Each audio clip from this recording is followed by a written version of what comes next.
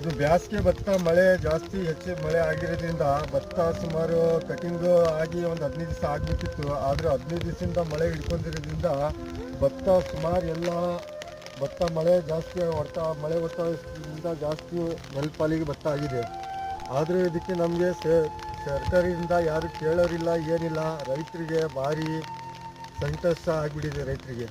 ಈಗ ಬೇಸಿಗೆ ಸುಮಾರು ನಾವು ಮಾಡಿರೋದ್ರಿಂದ ಒಂದು 3ರಿಂದ 4 ತಿಂಗಳಿಂದ ಭಾರಿ ಕಷ್ಟ ಮಾಡಿ ಭತ್ತ ನಾವು ತಂದಿದ್ದೀವಿ. ಆದರೆ ಈ ಮಳೆ ಜಾಸ್ತಿ ಆಗಿರೋದ್ರಿಂದ ಭತ್ತ ನಮಗೆ ಕೈಗೆ ಸಿಗೋದಂತೂ ಆಗುತ್ತಿಲ್ಲ. ಬಿಸಿ ಮಳೆ ಜಾಸ್ತಿ ಹೆಚ್ಚಿಗೆ ಆಗ್ತಿದೆ ಮಳೆ. ಆದರೆ ಸರ್ಕಾರದಿಂದ ರೈತರಿಗೆ ಏನಾರೇ ಸೌಲಭ್ಯ ಅಂತೂ ಮಾಡಿಕೊಡ್ಬೇಕಂತ ನಾವು ಕೇಳ್ಕೊತಿದ್ದೀವಿ. ರೈತರಿಗೆ ಅದೇ ಏನಾರೇ ರೈತರಿಗೆ ಪರಿಹಾರ ಕೊಟ್ಟರೆ ಮತ್ತೆ ಮುಂದಕ್ಕೆ ಭತ್ತ ಬೆಳೆಯೋಕ್ಕೆ ನಮಗೆ ಆಗುತ್ತೆ. ಇಲ್ಲಾಂದರೆ ನಾವು ಇದರಲ್ಲಿ ಹಾಳಾಗೋದ್ರಿಂದ ನಾವು ಮತ್ತೆ ಭತ್ತ ಮಾಡೋಕ್ಕೆ